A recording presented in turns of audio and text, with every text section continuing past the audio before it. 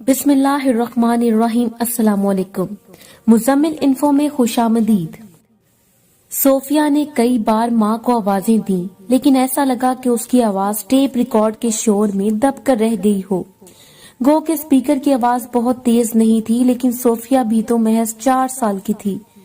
अगर इसका ताल्लुक किसी खाते पीते घराने से होता तो शायद वो भी एक खूबसूरत बच्ची कहलाती, लेकिन यहाँ तो सारा दिन कड़ी धूप में जामिया मस्जिद के आसपास की सड़कों पर घूमते घूमते इसकी गंदमी रंगत सांवली हो चुकी थी और स्याह बाल धूल में अटे होने की वजह से सन की तरह सख्त हो गए थे। और हाल तो ये था कि एक सब्ज चादर के एक तरफ के 2 कोने इसके नन्हे हाथों में होते, वहीं दूसरी तरफ के दोनों कोने इसकी माँ के हाथों में थे। साथ साथ एक छोटे से टेप रिकॉर्ड से कोई कवाली नशर हो रही होती। मेरे सरकार को, सबके गम ख्वार को, अस्सलामु अलैकुम अस्सलाम। और आसपास से गुजरने वाले लोग चादर में कुछ सिक्के डालते हुए आगे बढ़ जाते थे और अपनी जिम्मेदारी से बड़ी हो जाते थे। कभी कभी सोफिया के दिल में ये ख्वाहिश पैदा होती कि रास्तों से जर्क बर्क लिबास में गुजरने और उनकी चादर में सिक्का फेंकने वाले लोग इसकी तरफ प्यार से देखें, इससे बातें करें। वो चूंकि फितरतन हसास तबीयत की मालिक थी, इसलिए वो अक्सर महसूस करती कि वो लोग इनकी तरफ देखना भी गवारा नहीं करते। इतना तो वो भी समझती थी कि लोग जो राह चलते हुए इनकी झोली में कुछ पैसे डाल जाते हैं, इसमें भी खुद इनका ही मुफाद शामिल है। वो जो कुछ दे रहे हैं आखिरत में इसका 10 गुना करके वापस लेंगे। कभी कभी तो इसे इनके मुतजाद रवैये पर हैरत होती कि जब इन्हें 10 गुना चाहिए तो सबसे छोटा सिक्का ही क्यों डालते हैं। वो चाहती थी कि अपनी माँ से इस बारे में पूछे, और इसके अलावा भी इसके मासूम जहन में सैकड़ों सवालात थे, लेकिन इसे अपनी माँ का जवाब पहले से मालूम था। इसे बिल्कुल अच्छी तरह याद था कि पिछली बार इसने अपने वालिद के बारे में पूछा तो माँ का क्या रद्द अमल था। माँ ने दुपट्टे का पल्लू अपने मुंह में ठूंस लिया था, लेकिन इसे तो माँ की हिचकियों से ही पता चल गया था कि वो रो रही है। इस दिन माँ ने खाना भी नहीं खाया और सोते वक्त इसे लोरी भी नहीं सुनाई, बस खोए खोए अंदाज में उसकी पीठ थपथपाती रही। अगली सुबह माँ की आंखें मामूल से ज्यादा सुर्ख थी। सुबह माँ ने रात का बचा हुआ खाना सामने रखा और लुकमा बना बना कर पहले इसके और फिर अपने मुंह में डालने लगी। और फिर मामूल के मुताबिक माँ ने सब्ज चादर और टेप रिकॉर्ड निकाला। चादर का एक सिरा अपने हाथ में और दूसरा इसके हाथ में पकड़ाया, और फिर वही, मेरे सरकार को, सबके गम खार को, अस्सलाम अस्सलाम अस्सलाम अस्सलाम। वो माँ को अफसुर्दा नहीं करना चाहती थी और हद्दुल इम्कान इसकी कोशिश करती कि इसकी जुबान से कोई ऐसी बात ना निकले जिससे माँ के जख्म हरे हो जाएं। वो एक चंचल बच्ची थी, लेकिन हालात ने इसे गमगीर और खामोश तबीयत बना दिया था। सोफिया के पैर की तकलीफ बढ़ती जा रही थी और इसके लिए चलना भी मुश्किल होता जा रहा था। जब तकलीफ हद से ज्यादा बढ़ गई तो सोफिया रुक गई। माँ इसके अचानक रुक जाने पर हैरान हुई। इसे लगा कि शायद सोफिया थक गई है। इसने चादर का सिरा सोफिया के हाथों से लिया, इसमें मौजूद सिक्कों को एक कोने में करके एहतियात से गिरा लगाई और सोफिया को लेकर सड़क के किनारे हो गई। सोफिया के चेहरे पर तकलीफ के आसार देख के वो एक लम्हे को तो हवास बाख्ता हो गई, लेकिन इसने जल्द ही खुद को संभाला और सोफिया के पैर का मुआयना करने लगी। सोफिया का बायां पैर काफी सूज गया था। इसे लगा कि आसपास की सारी दुनिया अंधेरी हो गई हो। बेबसी का वो एहसास फिर एक बार इसके हवास पर सवार होने लगा, जो अक्सर ऐसे मौकों पर इसे हवास बाख्ता कर दिया करता था। इसे फिर से वो पुरानी यादें सताने लगी जो दिल के नहा खानों में आज भी ताजा थी, और तसव्वुर में सिराज का चेहरा छा गया। सिराज, जिसका शोहर जो बीच रास्ते में इसे और सोफिया को अकेला छोड़कर अब्दी नींद सो गया। इसकी पिछली जिंदगी इसकी निगाहों के सामने घूमने लगी। नाम तो उसका रजिया था, लेकिन बचपन से शायद ही किसी ने उसे इस नाम से पुकारा हो। बचपन से ही सब इसे रज्जो बुलाते थे। वो भी सिर्फ 6 साल की हुई थी तो इसने माँ के साथ जाना शुरू किया था। इस वक्त भी यही सब्ज चादर थी और यही टेप रिकॉर्ड था, मगर इस वक्त सोफिया की जगह वो होती थी और इसकी जगह इसकी माँ। इसकी किस्मत अच्छी थी कि सिराज की माँ ने सिराज से इसका रिश्ता भेजा। سراج کے والد نے مزدوری کر کے اور کسی طرح پیٹ کاٹ کر سراج کو میٹرک کروایا تھا اور سراج نے بھی جی جان لگا کر فرسٹ ڈویژن سے میٹرک پاس کیا تھا اور میونسپلٹی کے دفتر میں چپراسی کی نوکری لگ گئی تھی۔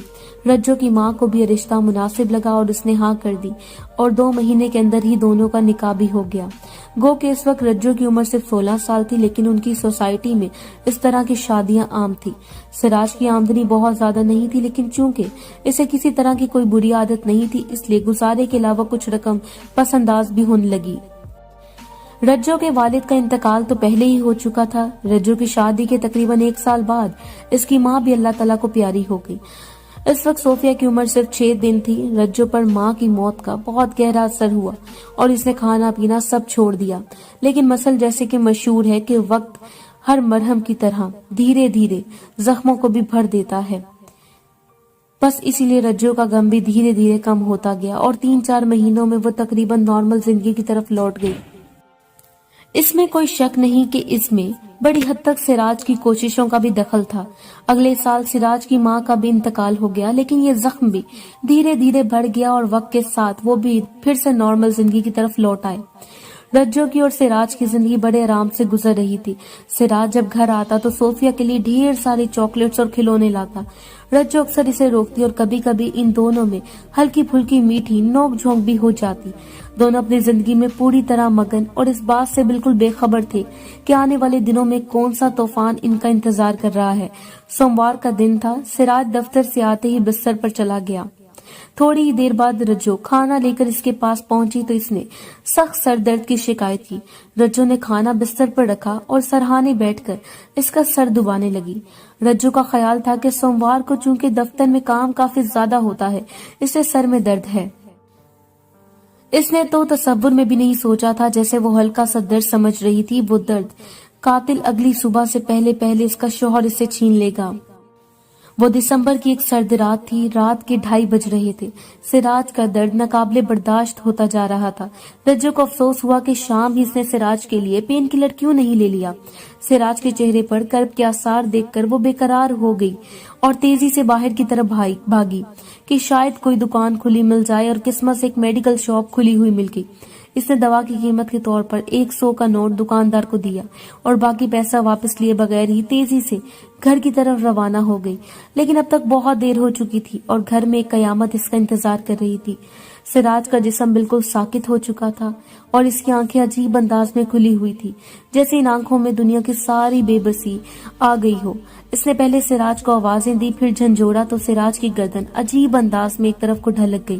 اپنے سراج کی پیشانی پر ہاتھ رکھا، اس کی پیشانی برف کی طرح سرد ہو چکی تھی۔ اس نے اس کے سینے پر کان رکھ کر دل کی دھڑکن سننے کی کوشش کی اور چیخ چیخ کر رونے لگی۔ سراج کا سینہ کسی ریگستان کی مانند خاموش تھا۔ ہر وقت دھڑک کر اپنی موجودگی کا احساس دلانے والا دل آج ابدی نیند سو چکا تھا۔ اس کے رونے کی آواز سن کر آس پاس کے لوگ جمع ہو گئے۔ کسی نے سراج کی نبض دیکھی اور اس پر تعسف انداز میں اس کی آنکھیں بند کر دی۔ سراج کے 40ویں میں بس کافی رقم خرچ ہو گئی۔ اب رجو جو خود کافی حد تک سنبھال چکی تھی اپنے آپ کو، اسے ایک طرف سراج کی موت کا گہرا صدمہ پہنچا تھا، وہیں دوسری طرف مستقبل کا خیال بھی۔ مستقبل اس کے ذہن میں کچوکے لگا رہا تھا۔ پس انداز کی ہوئی رقم دھیرے دھیرے کم ہوتی جا رہی تھی۔ اسے خود سے زیادہ صوفیہ کی فکر ستا رہی تھی۔ جیسے جیسے رات گہری ہو رہی تھی، لوگ رخصت ہو رہے تھے، اور جب رجو آخری مہمان کو رخصت کر کے بستر پر گئی تو اس کی کب آنکھ لگی سے پتہ نہیں چلا۔ آج سراج کے انتقال کو 4 ماہ ہو چکے تھے۔ آج اس کے فاقے کا 3را دن تھا۔ پس انداز کی ہوئی رقم اس مدت میں ختم ہو چکی تھی۔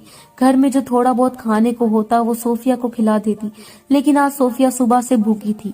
جب شام ہوئی تو اسے پڑوسن سے تھوڑا سا دودھ کل کے وعدے پر لے کر صوفیہ کو اس نے پلایا، لیکن اب اسے فکر ستانے لگی کہ کل وہ پڑوسن کو دودھ کیسے واپس کر پائے گی، اور اگر کسی طرح کر بھی دیا تو صوفیہ کے کھانے کا بھی تو انتظام کرنا ہے۔ اسی فکر میں رات کے 12 بج گئے اور نیند سے اس کی پلکیں بوجھل ہونے لگی اور دھیرے دھیرے نیند کی دیوی نے اسے اپنے آغوش میں لے لیا۔ اگلی صبح جب بیدار ہوئی تو اس نے ماں کا صندوق کھولا، سبز چادر اور ٹیپ ریکارڈ نکالا۔ اس وقت اسے سراج کی بات یاد آ رہی تھی۔ سراج اسے بارہا سمجھاتا تھا کہ اسے سب چیزیں چھوڑ کر زندگی میں آگے بڑھنا چاہیے، اور وہ ہمیشہ جواب دیتی تھی کہ یہ چیزیں میری ماں کی نشانی ہیں۔ اس پر سراج جواب دیتا تھا کہ تمہاری ماں کی سب سے بڑی نشانی تو تم خود ہو۔ اس پر وہ لاجواب ہو جاتی تھی اور چیزیں واپس صندوق میں ڈال کر بند کر دیتی تھی۔ اس کے چہرے پر کرب اور اطمینان کے ملے جلے آثار تھے۔ اطمینان اس بات کا تھا کہ آج کے بعد فاقے سے نجات حاصل ہو جائے گی، اور کرب اس بات کا تھا کہ اسے صوفیہ کے بارے میں جو خواب بنے تھے وہ سب ایک خواب ہی ثابت ہوئے، اور گردش روزگار نے اسے اور صوفیہ کو وہیں پہنچا دیا جہاں سے سالوں پہلے رجو نے شروعات کی تھی۔ صبح ہوئی تو اس نے چادر کے ایک طرف 2 کونے خود پکڑے، وہیں دوسری طرف 2 کونے صوفیہ کو پکڑائے، ٹیپ ریکارڈ میں قوالی لگائی، میرے سرکار کو، سب کے غم خوار کو السلام السلام السلام السلام، اور وہ نکل کھڑی ہوئی۔ اسے لگا کہ سراج بالکل صحیح تھا، اس کے ماں کی سب سے بڑی نشانی وہ خود تھی، اور صرف یہی نہیں، دونوں کا مقدر بھی کاتب تقدیر نے ایک جیسا لکھا تھا۔ اس نے سنا تھا کہ وقت اپنے آپ کو دہراتا ہے، لیکن اسے تصور میں بھی نہیں سوچا تھا کہ وقت اس سے اتنا بڑا انتقام لے گا۔ اس کے سامنے اپنا پورا ماضی کسی فلم کی طرح گھومنے لگا جو کہ صوفیہ کا ہونے والا مستقبل تھا۔ اس نے جب شروعات کی تھی تو وہ صوفیہ کی عمر کی تھی، اس کی جگہ اس کی ماں تھی، آج وہ ہے، کل صوفیہ ہوگی، پرسوں کوئی اور ہوگا۔